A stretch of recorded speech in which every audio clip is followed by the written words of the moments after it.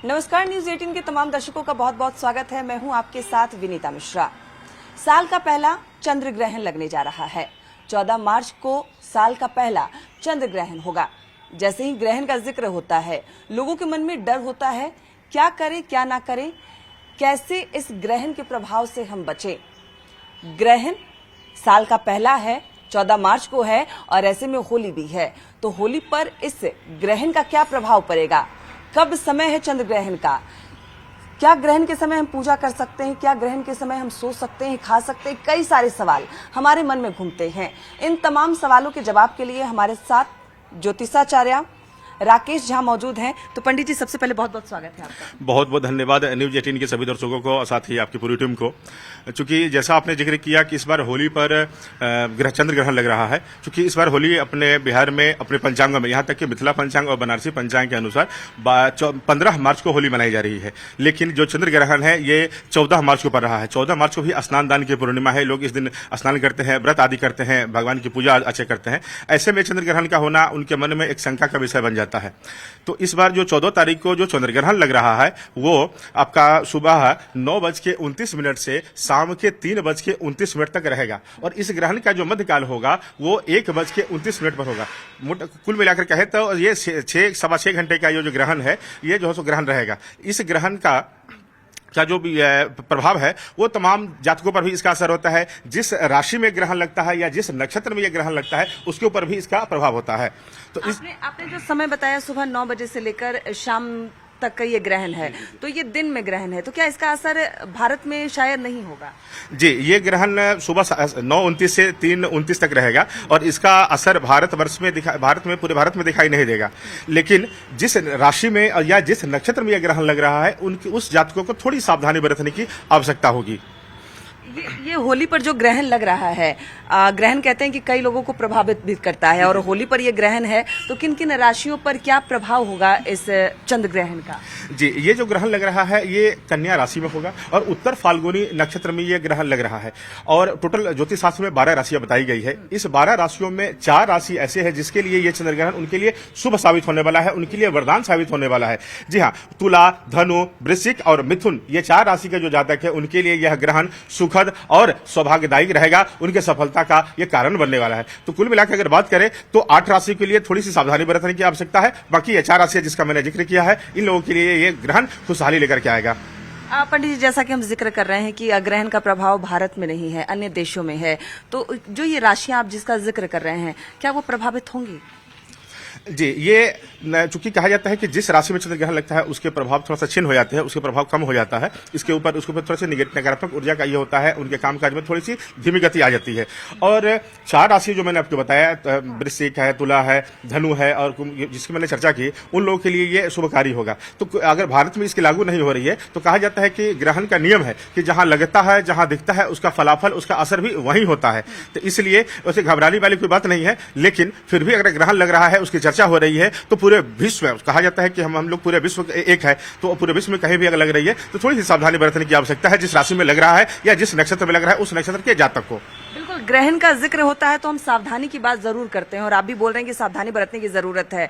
और कई लोगों के मन में डर भी होता है कि कौन सी सावधानी बरते, कौन सी ना बरते, तो क्या कुछ सावधानी बरतनी चाहिए ग्रहण के दौरान? जी, ग्रहण काल में कहा जाता है कि मुख्य रूप से मूर्ति को स्पर्श नहीं करना चाहिए। चंद्र ग्रहण में नियम है कि इसका सूतक 9 घंटे पहले लग जाता है, जबकि सूर्य ग्रहण में 12 घंटे पहले लगता है। तो सूतक काल लगने से पहले ही मंदिरों के पट बंद कर दिए जाते हैं। आरती पूजन के बाद घरों में जो फोटो है या भगवान की जो प्रतिमा स्थापित रहती है उनको भी एक सुधर साफ स्वच्छ कपड़े से उसको ढक दिया जाता है पूजन आरती के बाद। उसके अलावा कहा जाता है कि ग्रहण काल में या सूतक काल में भोजन नहीं करना चाहिए, मूर्ति का स्पर्श नहीं करना चाहिए, यात्रा आदि नहीं करनी चाहिए, स्त्री गमन नहीं करना चाहिए। इस तरह से कई ऐसे काम है, गौ दोहन नहीं करना चाहिए। इस तरह से कई ऐसे कार्य है जो ग्रहण के दौरान नहीं करने चाहिए। विशेषकर गर्भवती महिलाओं को इसमें विशेष सावधानी बरतनी चाहिए। मेरा सवाल भी वही था कि कई ऐसे आपने काम बताए हैं जो नहीं करने चाहिए, मूर्ति स्पर्श नहीं करनी चाहिए, पूजा नहीं करनी चाहिए, क्योंकि सूतक पहले ही लग जाता है।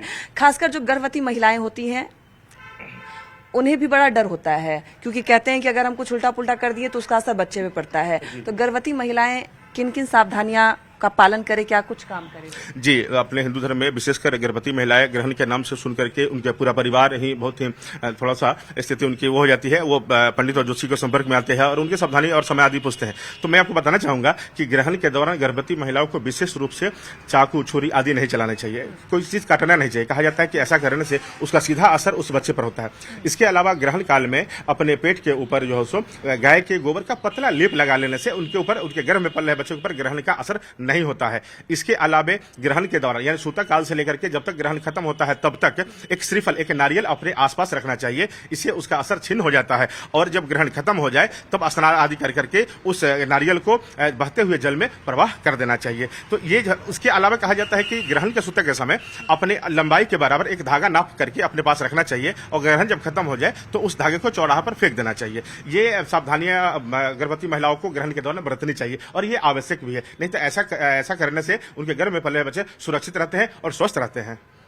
मतलब गर्भवती महिलाएं ऐसे अपने नाप का वो धागा रखें, परहेज करें, जी, जी। तो ग्रहण का प्रभाव उन पर, उनके बच्चों पे नहीं पड़ता। जी जी जी, श्रीफल आदि रखने से, क्योंकि ग्रहण के दौरान क्या है कि कई अनिष्ट ग्रह है, जैसे मैं बात करूं राहु और केतु छाया ग्रह है, तो इस दौरान उनकी प्रबलता बढ़ जाती है, तो उसको जो निगेटिव एनर्जी है वो डायरेक्ट उनके ऊपर अटैक करता है। तो इस सबसे बचने के लिए धागा नाप देने से या श्रीफल आदि रखने से, चाकू छुरी नहीं का उपयोग नहीं करने से इस सबसे बचाव हो जाती है। यहाँ तक कि उस महिला का तो बचाव होता ही है, इसके अलावा गर्भ में पल रहे बच्चे का भी बचाव होता है। तो इसके लिए बहुत सावधानी बरतनी एकदम आवश्यक है।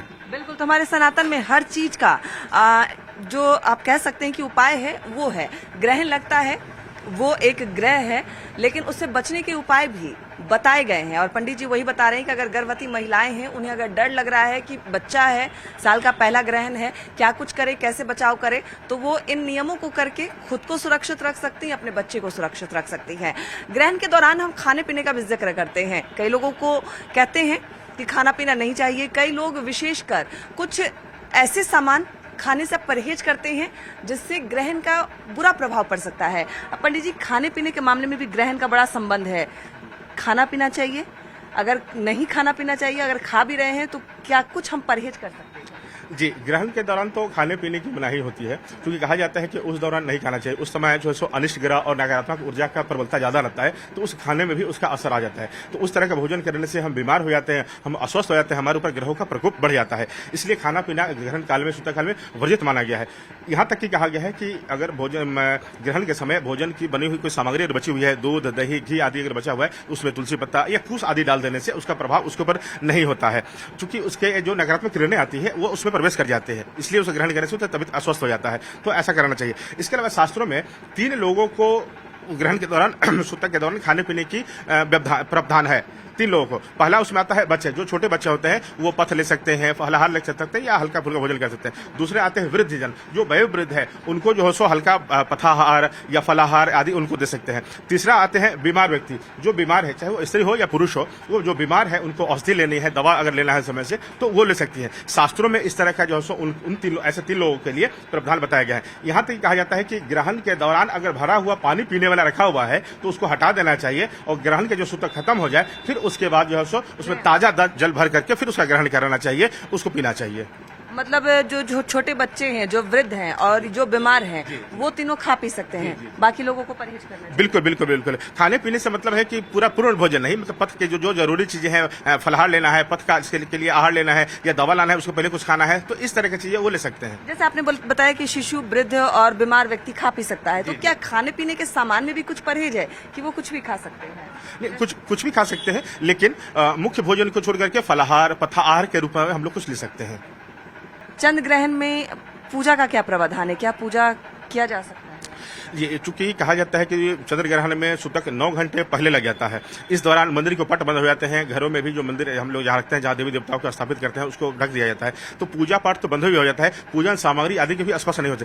केवल आप इस दौरान कुछ अपने इष्ट का, अपने गुरु मंत्र का, गायत्री मंत्र का, हनुमान जी के कुछ बीज मंत्रों का आप जाप कर सकते हैं। अपने धार्मिक ग्रंथ में विशेष रूप से हनुमान चालीसा का, सुंदरकांड का, श्रीमद् भागवत का, गीता आदि का पाठ आप कर सकते हैं, महापुराण आदि का पाठ कर सकते हैं, हैं, सुंदरकांड पढ़ सकते हैं, धर्म ग्रंथ का पाठ कर सकते हैं, ये सब कर सकते हैं, लेकिन पूजन सामग्री या उससे संबंधित चीजों को स्पर्श तक नहीं करना चाहिए, केवल जाप और पाठ कर सकते हैं। अभी क्योंकि भारत में इसका असर है नहीं चंद्र ग्रहण का इस बार, तो क्या भारतवासी जो भारत में रहते हैं वो पूजा पाठ करेंगे? क्योंकि होली का त्योहार भी है और सबसे पहले गुलाल आदमी भगवान को ही चढ़ाता है, तो क्या पूजा कर सकते हैं? यहाँ के जहाँ तक ये सामान्य रूप से जैसे पूजा करते हैं, चूंकि पूर्णिमा भी रही है स्नान दान की, बहुत लोग पूर्णिमा के दिन गंगा स्नान करते हैं, भगवान सत्यनारायण की, भगवान विष्णु के, नारायण की आदि की पूजा करते हैं, तो वो लोग सामान्य रूप से कर सकते हैं। इसका भारत में कोई प्रभाव नहीं होगा। ये विदेशों में अंटार्कटिका, अफ्रीका, ब्राजील, रूस, स्पेन आदि देशों में ये दिखाई देगा। तो ये जहाँ दिखाई देता है इसका असर भी वही होता है। यही सवाल था कि कौन कौन से देश में ये ग्रहण दिखने वाला है? जी, ये जो चंद्र ग्रहण है ये यूरोप में, मध्य एशिया, पश्चिम अफ्रीका, उत्तरी अफ्रीका, दक्षिणी अमेरिका, पैरासिक क्षेत्र में, Antarctic, Canada, Brazil, Spain, France, Italy, Libya, पूर्वी रूस और अंटार्कटिका में देखा जाएगा। ये इसका ग्रहण का असर भारत में नहीं होगा। तो ये कई ऐसे देश हैं जहां पर ग्रहण का प्रभाव दिखेगा, भारत में नहीं है, लेकिन जो भारत में लोग रहते हैं उनके मन में डर जरूर है कि ग्रहण का क्या प्रभाव पड़ेगा। और उसमें से एक सबसे बड़ा डर ये भी है पंडित जी कि ग्रहण काल में क्या हम सो सकते हैं? क्योंकि चंद्र ग्रहण रात में होता है, रात में लोग सोते हैं, तो क्या सोना चाहिए ग्रहण काल में या नहीं? ये जो ग्रहण है ये दिन में लग रहा है, सुबह लगभग 9:29 मतलब 9:30 से लेकर के 3:30 बजे के आसपास का ये ग्रहण है। तो ये दिन क्या काल रहेगा, तो उस समय जो है सो चूंकि ग्रहण में ऐसे भी सोने वर्जित है, लेकिन रात्रि काल में मध्यरात्रि आदि में रहती है, तो कहा जाता है कि हम सोए ग्रहण निकल जाता है तो उसका प्रभाव नहीं होता है। लेकिन चूंकि इस बार का जो ग्रहण है ये दिन में है, तो दिन में है तो ऐसे भी इस लोग नहीं सोएंगे। हाँ, जहां तक बात है कि जो वृद्ध है या छोटे बच्चे हैं, जो बीमार है, वो जो है सो आराम की मुद्रा में वो बिस्तर पर लेटे रह सकते हैं, उनको इस सब चीज की मनाही नहीं होती है। बाकी जो सामान्य व्यक्ति है, जो स्वस्थ है, वो उनको इस दौरान नहीं सोना चाहिए। ग्रहण के दौरान दान पुण्य का भी बड़ा महत्व है। पूजा पाठ तो आदमी नहीं करता, सूतक लग जाता है, लेकिन कहते हैं कि दान देना चाहिए।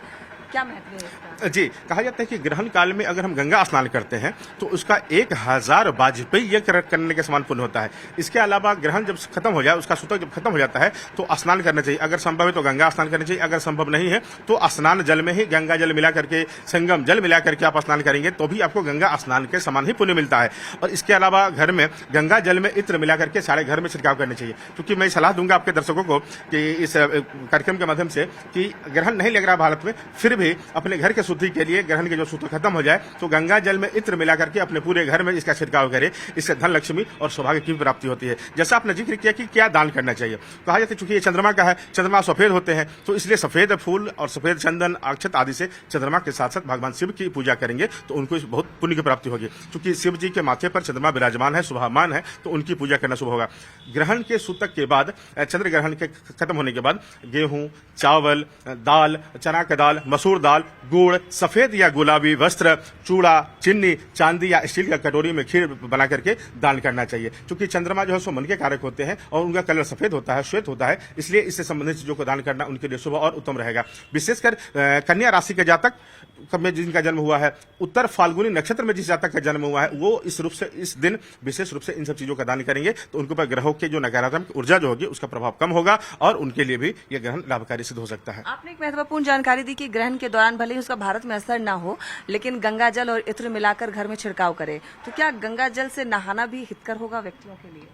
जी, चूंकि कहा जाता है कि गंगा का दर्शन और स्पर्श करने का ही महापुण्य है और स्नान अगर करते हैं तो ये तो महापुण्य की प्राप्ति है। तो चूंकि हमारे भारतवर्ष में है, हम लोग कहते हैं सर्वे बंधु सुखिनः सर्वे सन्तु निरामया, तो इस तरह से सभी लोग एक है, तो पूरा विश्व जहां एक हम लोग मान रहे हैं। तो मेरा यह निवेदन होगा कि अगर ग्रहण के बाद अगर सक्षम हो, जो बीमार है, जो स्वस्थ है, वो गंगा में स्नान कर ले। अगर गंगा में स्नान नहीं कर पाते हैं तो स्नान जल में गंगा जल मिला करके स्नान करें तो उनके लिए भी हितकारी और शुभकारी ही रहेगा।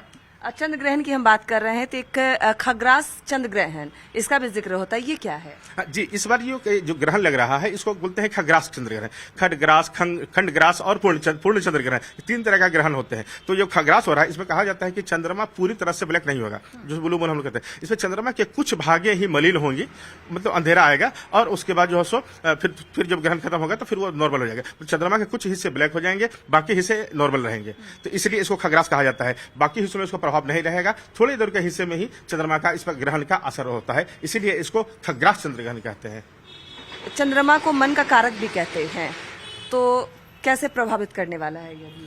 ज्योतिष शास्त्र में चंद्रमा को मन का कारक बताया गया है। तो कहा जाता है कि चंद्रमा के प्रभाव के कारण ही लोगों का मन विचलित होता है और स्थिरता आती है, या चंद्रमा जिनका मजबूत है उनका मन स्थिर होता है। जिन लोगों की कुंडली में चंद्रमा अगर मजबूत स्थिति में होती है तो ऐसे जातक जो हो उनको जातक विशेष फल मिलता है, उसको उन्नति तरक्की होती है, उनके जीवन में स्थिरता आती है। तो ऐसे जातक जिनका चंद्रमा कमजोर है, इस चंद्र ग्रहण में चंद्र ग्रहण की समाप्ति के बाद वो चंद्रमा की के साथ साथ भगवान शिव की पूजा करते हैं, सफेद फूल जल आदि चढ़ाते हैं, तो उनका चंद्रमा मजबूत होगा और उनके ऊपर ग्रहण का प्रभाव नहीं होगा या कम होगा। भारत में इसका असर तो नहीं दिख रहा है, लेकिन जैसा कि आपने बताया कि जिस तरीके से हम पूजा पाठ कर सकते हैं, विशेष राशियां भी प्रभावित हो रही है। आपने जिक्र भी किया है, चाहे तुला राशि हो, वृश्चिक राशि हो, धनु राशि हो या मिथुन राशि हो, कैसे प्रभावित कर रहा है इन्हें?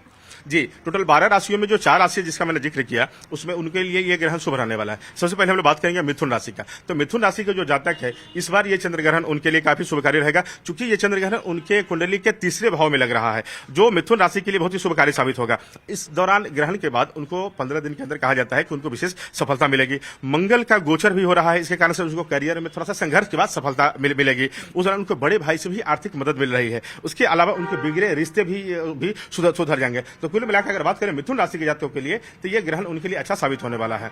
इसी प्रकार तुला राशि के जो जातक है, 12 राशि में 7वीं राशि होती है तुला राशि। तुला राशि के लिए यह चंद्र ग्रहण सकारात्मक साबित होने वाला है, क्योंकि यह ग्रहण उनके 11वें भाव में लग रहा है। दोस्तों द्वारा भी उनको अच्छी खबर मिल रही है, आय में वृद्धि के भी आसार बन रहे हैं, बड़े भाई से करियर में ग्रोथ के भी आसार उनका बन रहा है। वहीं उनके अगर कुछ कहीं निवेश करते हैं तो उसमें उनको अच्छा लाभ का भी मिलने वाला है। अगर व्यापार आदि में है तो उसमें भी वृद्धि होगी। यहां तक कि विदेश यात्रा का भी उनका ये ग्रहण की वजह से योग मिल रहा है, कारोबार में भी उनको तरक्की मिलने वाली है।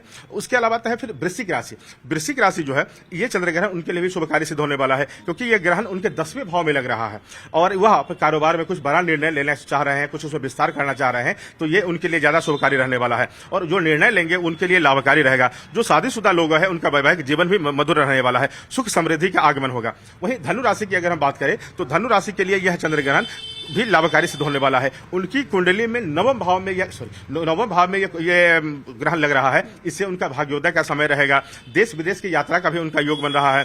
बुध, शुक्र और गुरु की दृष्टि से उनकी कुंडली में सफलता का भी योग बन रहे हैं। जो विद्यार्थी जीवन में है, जो प्रतियोगिता परीक्षा की तैयारी कर रहे हैं, उनके लिए भी यह ग्रहण काफी शुभ रहने वाला है। नौकरी पेशा में है तो उनको कोई नई जिम्मेदारी या बड़े पद की भी प्राप्ति हो सकती है। तो कुल मिलाकर ये 4 जिसकी मैंने राशियों की चर्चा करी है, ये लोगों के लिए ये ग्रहण शुभ होने वाला है। 3-4 राशियों के लिए शुभ होगा और बाकी की जो 8 राशियां हैं उनके लिए कैसा रहने वाला है? बाकी जो 8 राशियां हैं उनके लिए थोड़ा सा जो सो नेगेटिव है, फिर भी उनको घबराने की जरूरत नहीं है। जो मैंने उपाय बताया, भारत में ज्यादा नहीं, हाँ, चूंकि भारत में असर नहीं है, जो मैंने छोटे छोटे उपाय बताए, गंगा जल आदि से स्नान करेंगे, घर में छिड़काव करेंगे, तो जो भी असर होने वाले हैं वो सब भी खत्म हो जाएंगे, उससे भी असर बहुत कम हो जाएगा। तो उसको भी घबराने की आवश्यकता नहीं है, क्योंकि भारत में लग नहीं रहा है, तो इसलिए उन लोग के लिए भी सामान्य ही रहेगा, ज्यादा घबराने की वाली बात नहीं है। होली का त्योहार है पंडित जी, तो होली के त्योहार पर यह ग्रहण कितना प्रभाव करने वाला है? क्योंकि होली तो हर्ष उल्लास और रंगों का पर्व है, सब लोग खुशी खुशी इस पर्व को मनाते हैं, तो इस ग्रहण से कोई खासा असर उनके ऊपर होने वाला नहीं है। पहला तो ये भारत में नहीं लग रहा है, दूसरा कि अपने यहाँ होली 15 मार्च को मनाई जा रही है, ये ग्रहण 14 तारीख को लग रहा है, तो इसका होली पर कोई प्रभाव नहीं पड़ने वाला है। तो जिस तरह से लोग सामान्य रूप से होली का त्योहार मनाएंगे और खुशियापूर्वक जो सो अपने परिवार के साथ इस होली को सेलिब्रेट करेंगे। बहुत बहुत धन्यवाद आपका। बहुत बहुत आभार आप लोगों का। तो हमारे साथ पंडित जी थे जिन्होंने साफ तौर पर कहा है होली 15 को मनाई जाएगी, 14 मार्च को साल का पहला ग्रहण यानी चंद्र ग्रहण लगने वाला है। भारत में इसका असर नहीं है, अन्य देशों में इस ग्रहण का असर जरूर होगा, लेकिन फिर भी अगर भारत के लोगों के मन में डर है कि ग्रहण में क्या करें या क्या ना करें, वो इन उपायों को कर सकते हैं, लेकिन घबराने की कोई जरूरत नहीं है। आप थोड़ी सावधानी बरत सकते हैं, भगवान शंकर की आराधना कर सकते हैं और ग्रहण का आप पर कोई प्रभाव नहीं पड़ने वाला है। कैमरामैन सुबोध के साथ विनीता मिश्रा, न्यूज़ 18 पटना।